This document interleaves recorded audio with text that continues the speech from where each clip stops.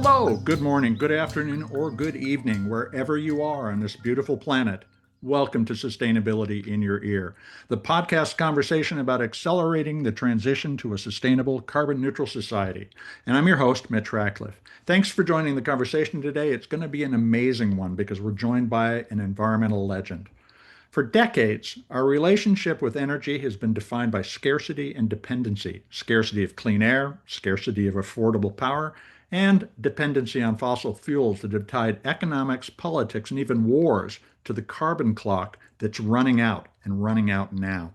It's time for a reset, and our guest today is author and activist Bill McKibben, who's been writing about the rising environmental crisis for 40 years.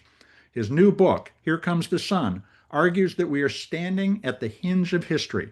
The numbers are stunning. In 2024, more than 92% of new electricity generation worldwide came from renewables, and in the United States, it was 96%. We can make a fundamental shift in how civilization powers itself if we look toward a future prosperity instead of backward and protectively on the fossil fuel era. And that's the story that Bill tells in the new book. But of course, that transition isn't guaranteed. Even as solar and wind set record after record, political headwinds, especially here in the United States, threaten our rapid progress in renewable technology and deployments that have characterized the last decade. McKibben insists that we still have a choice whether to embrace an energy future that gets cheaper the more we use it, creating new wealth and opportunity, or we can cling to the fossil fuel economy and surrender green leadership to nations that are more willing to adapt to and respond to the climate crisis.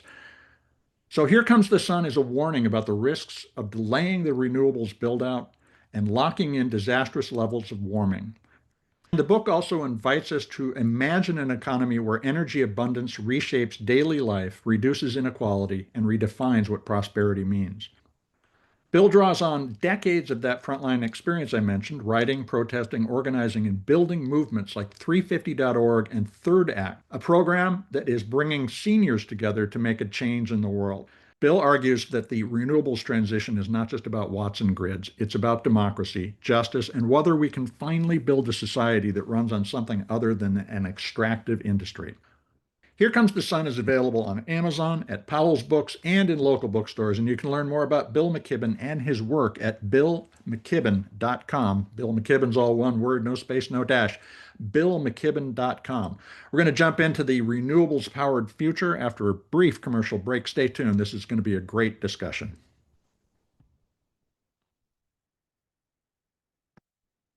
Welcome to the show, Bill. It is an honor to have you join me today. How are you? I'm it's it's a complicated question right now. Um, the planet is in rougher shape than it's ever been. All the things that I wrote about in the 1980s and the end of nature are Mm-hmm. sadly coming true. And for my money, our country's in by far the worst shape that it's been in my lifetime. It feels like our democracy is on the edge of flickering out. And yet, there's one big good thing happening on planet Earth. And that's the story that I get to tell this year and try to turn into a challenge both to the devastation of the climate and the devastation of our democracy. So I'm actually in a more hopeful place than I probably should be right at the moment. I understand that strange paradoxical feeling. It's as though everything is breaking and therefore we might have an opportunity to rebuild everything right. Yeah, there's something there. And the opportunity, I think, is crystallized in these modest pieces of technology that we call solar panels. You know, this was an invention of the United States in 1954, Bell Labs in Edison, New Jersey. I'm old enough to have helped fund Bell Labs by dropping dimes in payphones at various points in my life. And for 60, 70 years almost, this ticked along as alternative energy, a nice idea existing somewhere on the fringe, on the margin of real economies. Then, sometime earlier this decade, it crossed an invisible line where it became cheaper to produce power from the sun and the wind than from setting coal and oil and gas on fire. And with that moment came the possibility for truly epic kind of change. Change not only in how we produce power to run our lives, but maybe even change in the other kind of power, the power that runs our lives. So it's a for me a completely fascinating moment that begins with the reality that this stuff is now surging around the planet. What I find confounding, having been in the room at Bell Labs where the solar panel was invented, is that we're seeding the economic opportunity that this represents. It's not that China is eating our lunch, it's that we've sent a crew of waiters wearing red caps over to Beijing to serve out the lunch for them. I mean, Yeah. it's the most preposterous thing that I've ever seen. Just the absolute decision that we're going to let China lead the technological future. I mean, if Trump truly has his way for the next number of years, which I dearly hope he won't, one possible outcome of all this is that 15 years from now, the US is kind of the colonial Williamsburg of internal combustion, and those foreigners who can somehow get a tourist visa come here and gawp at how things used to be back in the olden days. Hopefully, we shake ourselves out of this and rejoin the real world sooner rather than later. You begin Here Comes the Sun with really compelling stats that make it feel like the renewables transition is inevitable. But of course, then comes Trump. And this morning, before as we're talking, Utility Scale reported that $5 billion in renewable projects were canceled in the second quarter of 2025, which is trails only the first quarter of Yeah. 2025. So look, What do we this do? transition is inevitable. There's no way over the long run for even the rich United States to avoid the economic implications. And this transition is going full steam ahead in the rest of the world, perhaps even accelerated in certain ways by the Trump regime that we can talk about.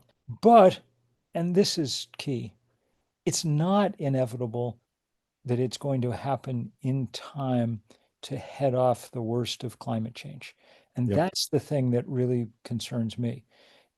Both here and abroad, we need to speed up the pace at which this is happening. Although it's already the fastest growing fastest growing source of energy in history, it needs to go, scientists say, roughly 50% faster still to get us back on the path that resembles what we laid out in Paris a decade ago. So that's why, along with writing a book, which is one of the ways I try to make these things happen, I'm also hard at work all the time as a volunteer for this Sunday operation that'll happen on the autumnal equinox, September 21st, and have events, hundreds and hundreds of them all across the country, uh, designed, among other things, I mean, designed to change local and state laws to make it easier to do solar stuff, but also just designed to once and for all drive this energy out of the alternative category in our minds, because that continues to slow down our ability to change, even our ability to see change as it happens. Well, the alternative modifier is an interesting one. Of course, we have a political movement that started as the alt-right, and it has succeeded. And when I look at some of the red states out there, like Texas, that is making a lot of wealth, which makes it not alternative, but the foremost economy. Do you think that our hope lies in state and local government right now rather than federal Well, right initiative? now, I mean, look, we're obviously not going to get anything good out of Washington for the least the next 18 months until we've had another election and whatever, and probably longer than that.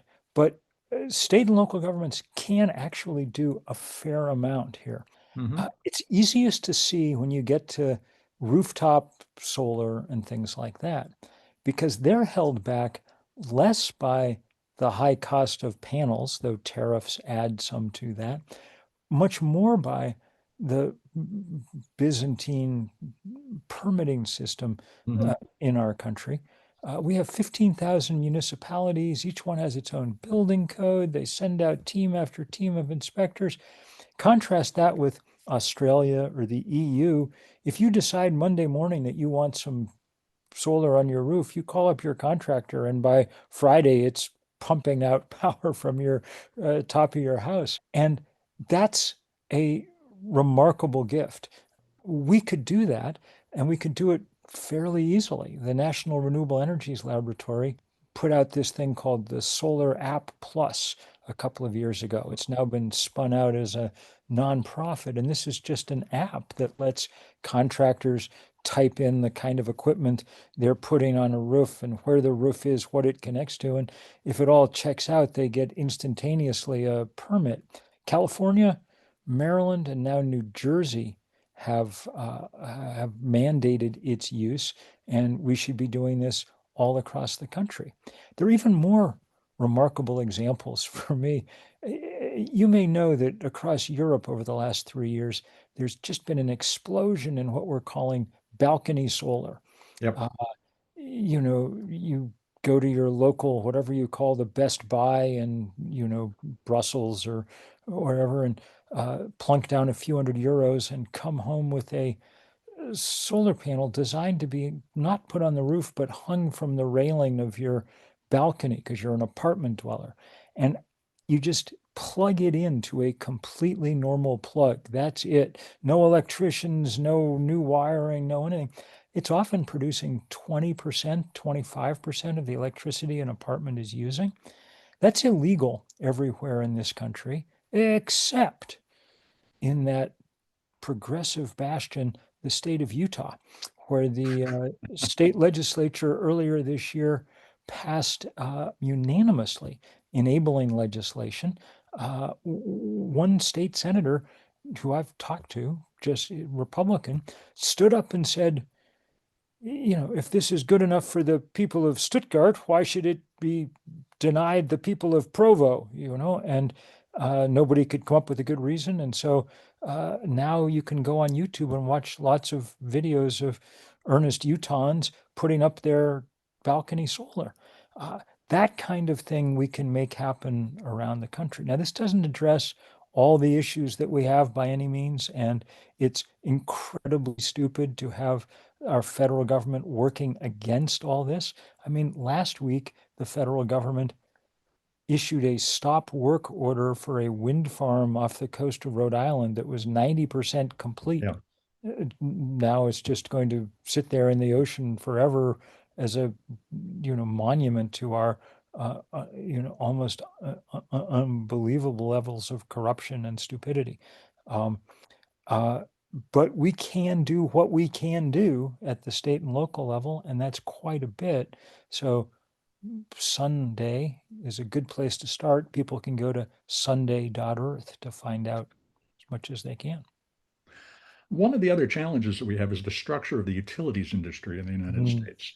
How would you change the configuration of our grid, the legal configuration of our grid, to ensure that the low cost energy vision can be realized? Well, we have to do what has happened in many other parts of the world, which is really prioritize low cost production on the grid and turn to that first. And the places that have done some of this are showing extraordinary results. California now reached some kind of tipping point in the last year or so. California now produces more than 100% of the power it uses from renewable energy for long stretches of every day. At night, the biggest source of supply to the grid are batteries that have Hmm. been soaking up excess sunshine all afternoon. They didn't even exist 3 years ago. California, and this is the statistic more than any other that kind of makes me hopeful. California this summer is using 40% less natural gas to produce electricity than they were 2 years ago. And California is the fourth largest economy in the world. So, Hmm. not a kind of trivial example.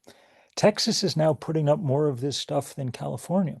Texas has its own utility grid, its own electric grid. And in Texas, if you build a solar farm, in essence, they have to connect you to the grid right away. They have to, it's called managed connection. You have to, Hmm. the utility has, they can't just slow walk you forever, which is what happens in much of the country. And making that happen is essential, place after place after place. So there's a lot that we can do with utilities to bring them into the 21st century. They're going to, in many cases, be brought in kicking and screaming because they like the current highly centralized, we control everything model. But technology is going to break that down one way or another. If utilities just charge ever higher prices, the point will eventually reach where many, many people will just choose to disconnect from the grid and have their own set of solar panels and their own battery. Or entire neighborhoods will choose to island themselves in microgrids. And so utilities, the clever ones, are doing all kinds of interesting things. Here in Vermont, where I live, the biggest power plant in the state of Vermont is the virtual power plant composed of thousands of batteries that Green Mountain Power helped pay to put in people's basements. And they can use those connected batteries to supply power to the larger grid at moments of peak demand, saving them lots of money and lots of trauma. So things like that are real possibilities. You described in great detail the fact that after the initial capital expense of installing this capacity, both the storage and generation capacity, basically the power is free after that. Can you talk about where we are on the cost curve and explain to folks how renewables can become virtually free and in perpetuity? I mean, this is the this is the this is the great conceptual change here. We're very used to the idea of energy as commodity, as something that you go drill for or mine and then store and reserves and dole out to people who pay you a check every month or whatever. Renewable energy, energy from the sun, is different. Once you've paid to put up the solar panels, then the sun pleasantly delivers the energy for free over and over and over and over again. And this is why this is the answer to the question that I may get more than almost any other. Why don't Exxon and Chevron decide to become renewable energy companies? And the reason they don't is because you cannot make as much money with that model as you Mhm. can. The head of Exxon said last year, we're never going to invest in renewable energy because it doesn't offer, quote, above average returns for our investors. And he's right. It doesn't. It provides much cheaper energy to everyone. Now, over, for your own house or for your national economy, that is a great thing. Your bills are smaller. You can produce more, with less spending for energy. But it's terrible news if you own an oil well or a coal mine. And because that pain is concentrated on those people who own those things, they have a great incentive to game our political system um, in their favor. You'll recall that last year, running for office, candidate Trump told oil executives, give me $1 billion and I'll let you do anything you want. They gave him about $500 million, and that turned out to be enough because they're getting everything that they've asked for. So we need to have as much commitment to advancing clean energy as they do to bolstering dirty energy. That's why we organize. This is a great place to take a quick break. We'll be right back, folks, to continue this discussion.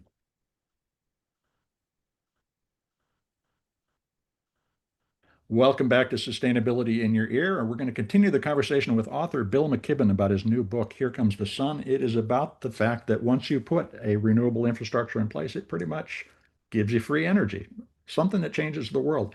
And the dynamics of the world, Bill, have been defined by oil now for 150 years. So we're locked in wars and conflicts in the Middle East and have been for decades as a result of our dependence on oil.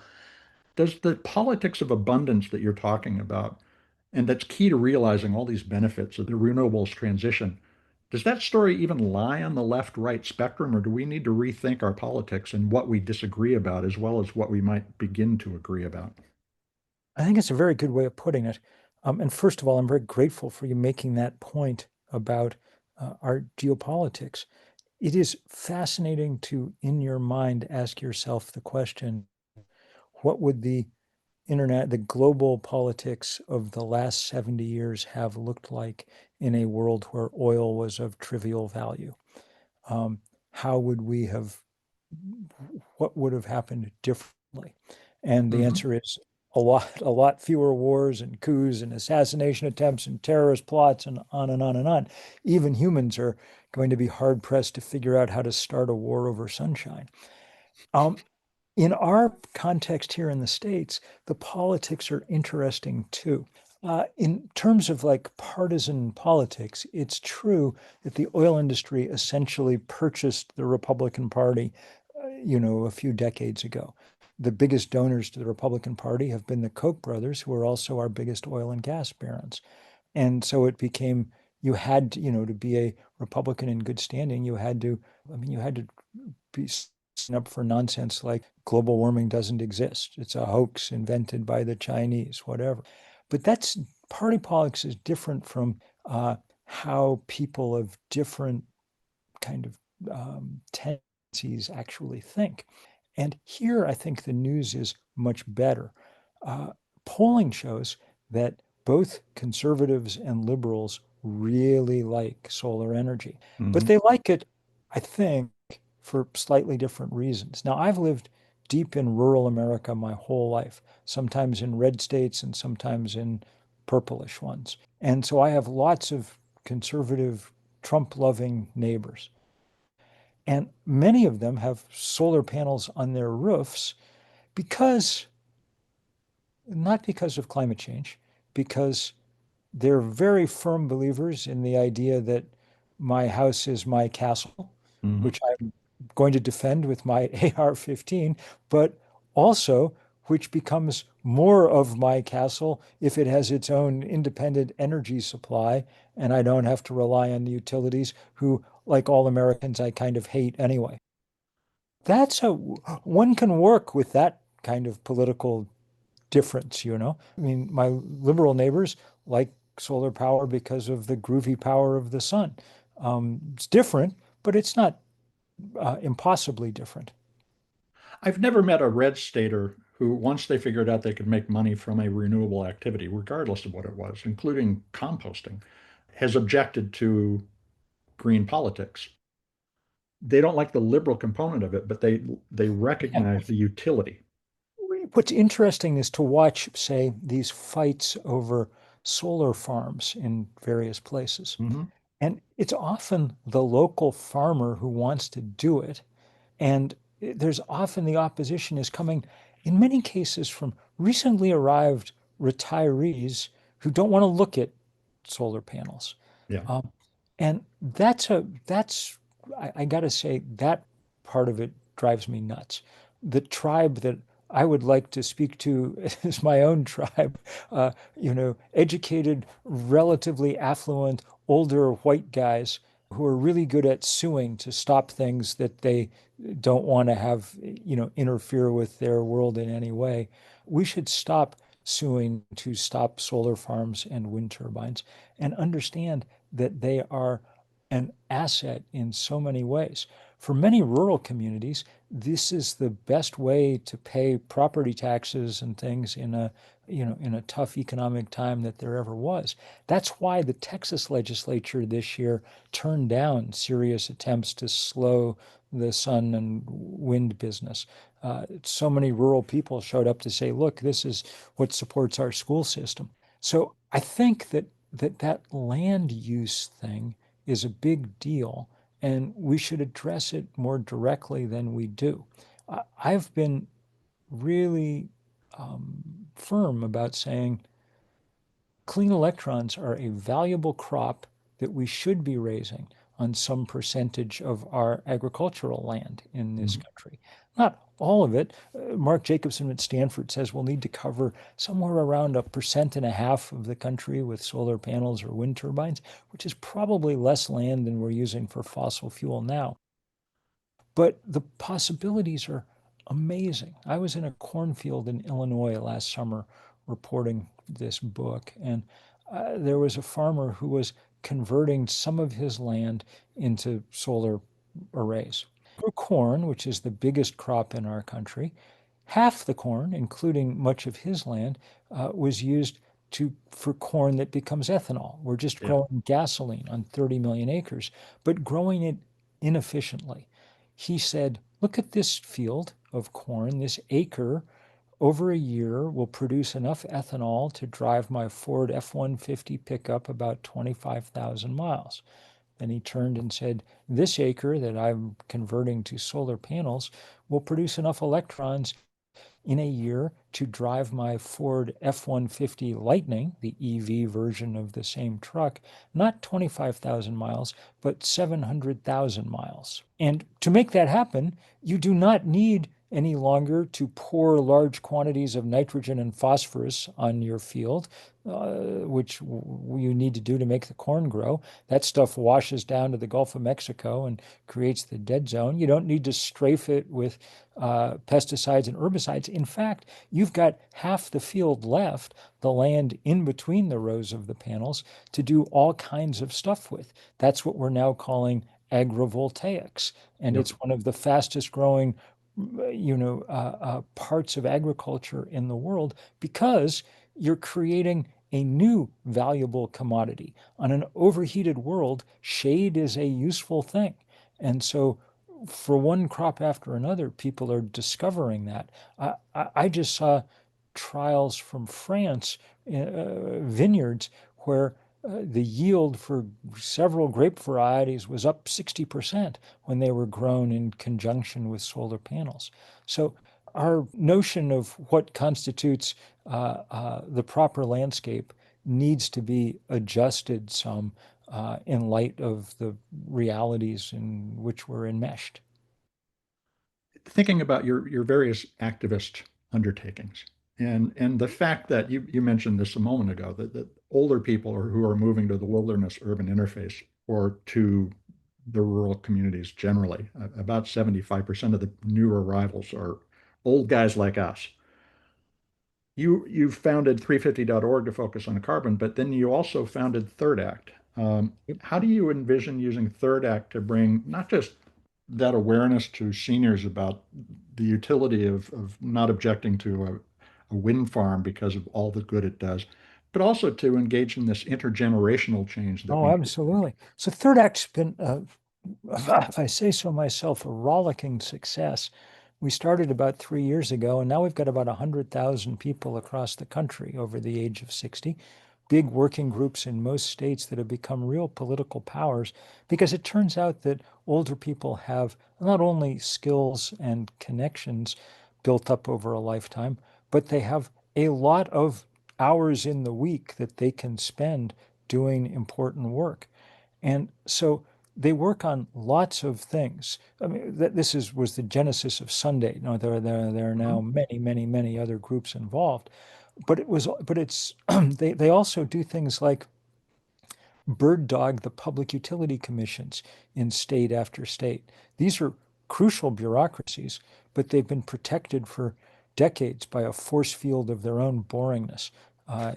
Who wants to spend all Tuesday and Wednesday in some anonymous state office building listening to these committees? The only people who want to are lobbyists for the utilities, so they've captured all these things. And instead, now we've got teams of people who will go and be there all day. They might take their knitting with them or a crossword puzzle book, but they're there to witness, to testify, to spread the word, and they're Mhm. making a big difference. One of the things that we insist on at Third Act is that we're acting in support of young people every place that we can. And my sense from doing that work is that young people, we talk a lot about climate anxiety and climate Mhm. despair among the young and things. My strong sense is it's linked less to the actual progress of climate change than it is to the sense that they've been abandoned to deal with it by themselves. Yeah. You know, and that we've taken the cream off the top and are just like, you guys figure out how to, handle all the rest of this. Um, the sense of relief, pleasure, and camaraderie when uh, a bunch of old people appear to help out is fantastic. I remember being at the first big demonstration that we did, which was in Boston, outside the banks that are financing the fossil fuel industry. And we'd been asked by Fridays for the Future, the local offshoot of Greta's movement, to take part because they said, we don't even have like checking accounts, credit cards, they won't listen to us. So I got the demonstration, and there were 300 or 400 high school kids there. There's always a bunch of high school kids because they know the barrel of the gun down which they're staring. Um, but at the back, and they're sprier, so they were at the head of the march. But at the back of the march, there were 300 or 400 of us from this nascent third act with a big banner that said "Fossils against fossil fuels." And I can just remember the kids like all laughing and then like high-fiving everybody and like, thank you, this is good. Let's work together. Yeah, all we need to do is pull together. And you point out that wall of boredom that prevents a lot of activity. Of course, the right did that and Yeah, started 30 years ago. How long absolutely. do you think that takes for us to make the turn back toward the progress that we were making? So I think that the thing that's helpful here is that now, for the first time in the climate fight, economic gravity is pulling our direction. Hmm. For the first 35 years of the climate battle, um, we lived in a world marked by cheap fossil fuel and expensive renewable energy. And so all our efforts basically had to be on the difficult task of making fossil fuel more expensive, carbon Yeah. taxes, divestment to raise the cost of capital, fighting their expansion plans to make them more expensive and difficult. Um, Now that shoe is on the other foot, and they have to figure out how to obstruct the workings of a world in which renewable energy is not just cheap, but gets cheaper all the time, Hmm. every passing quarter. So I have some hope that it won't take us 30 years, but I also have great fear that it will take us longer than physics and chemistry are allowing us. I am always aware of just how fast climate change is now developing. And I know more climate science than I should for my peace of mind. The signals in the last couple of years from the biggest systems on the planet, the jet stream, the Gulf Stream, these terrify me. Clearly, they're beginning to flicker and falter and in very much real time. We've got a matter of a few years to try and start taking some of the pressure off the planet's climate system. You've been writing about this now for 40 years. And you must have thought a lot about how much of things have changed, not just on the climate side, but in terms of the society that you are speaking to. Looking back from, say, 2100 and assuming that we do make the turn successfully, what do you think people will say about the decisions that we're making today? Well, I think that they will understand that this proved to be one way or another the crucial question. Like this was the set of decisions that not only determined how high the temperature got, but determined sort of whether we were able to hold on to our democracy and, in fact, make it much stronger because it became more in the hands of our local communities and so on. So I think we're at a very tenuous, but also very potentially promising moment right now. And I am just fascinated to see how it ends up and completely committed to try and steer it as hard as I can in the direction of sanity. That's why, I mean, I'm glad that publishing the book right now because Here Comes the Sun gives me the chance to talk about the thing I really want to talk about, which is this Sunday Hmm. uh, uh, day of action that's coming up in September, because it's things like that that will determine whether or not we make this turn in time. In addition to going out and participating in Sunday, what are a couple of the ideas that you wish everybody who reads Here Comes the Sun will take away and begin to act on? Well, I think that uh, that I mean, I think that the lowest hanging fruit is this stuff about making it much easier to put this stuff on your own home and do community solar and things like that. I think that I want people to really understand that the rest of the world is busily doing this. And so they have lots of models to choose from about how to make it easier for your utility sector or whatever to do it. Um, but I think most of all, just this notion that this is no longer alternative. The analogy I've been using is we've thought of it for a long time as the whole foods of energy, nice but pricey. It's the Costco of energy. It's cheap, it's available in bulk, it's on the shelf now, ready to go. I think if that sunk in, all the politics would get a lot easier. Should we have a campaign to get apartment level balcony solar easily accepted anywhere in the United States? It sounds to me like a really potentially. Absolutely. And it's one of the things that Sunday is primed to do. And we've got model legislation and so on to make it easier for people to do just that, place after place after place. Well, Bill, I hope that turns out well. And thank you so much for the book and for the time today. We really appreciate your insights. Well, I really appreciate the chance to talk with you and enjoy the gorgeous forests of Oregon. It's nice to think of you there among all that tall timber. So fantastic. Well, we try to take care of it. Thank All you. right. God bless. Take care.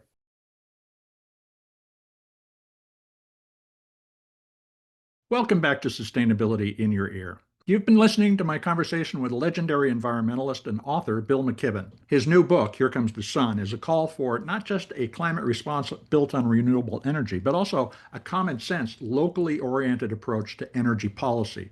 And as a founder of the climate awareness group 350.org and Third Act, which activates senior citizens to join the intergenerational campaign of environmental common sense, he's also one of the most prolific activists of our time.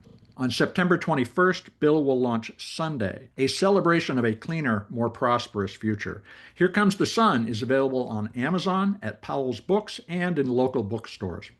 Despite their successes generating energy from the sun, solar and wind power are being forced back into the alternative category from which they have emerged to deliver the least expensive power in human history. That's happening because of the immensely well-funded campaign by the fossil fuels industry. We're told every day that drilling is the path to cheap energy, that wind farms kill whales, and that solar installations are ugly by politicians who, as Bill said correctly, have been bought by the industry most responsible for the environmental crisis that has devastated biodiversity, expanded droughts, and brought weather in terrifying extremes, while fostering the worst political divisions in our country's history. It's time to stop pretending solar energy is an alternative and embrace it as our future path. In order to do that, we also need to heal our politics, and I think that starts by firmly holding governments to the commitment for lower energy prices. Gas prices may be a few cents lower than last Labor Day, but renewables have fallen in cost by 90% since 2015. Yet, because coal and gas continue to power much of the nation, electricity prices overall are up across the country and continue to rise. They were up 2% in the last year, adjusted for inflation. But of course, energy is the basis of inflation, so it is just going up. Keeping our focus forward looking, we can see where solar and wind have a proven price advantage and more gains in productivity with lower prices yet to come. And that power comes without the immense carbon footprint our oily lifestyles produce. Bill and the Sunday community have teed up the renewables dialogue for another round. So visit sunday.earth. Sunday's all one word, no space, no dash. Sunday.earth to start your own event and add it to the national map of Sunday actions for September 21st, 2025.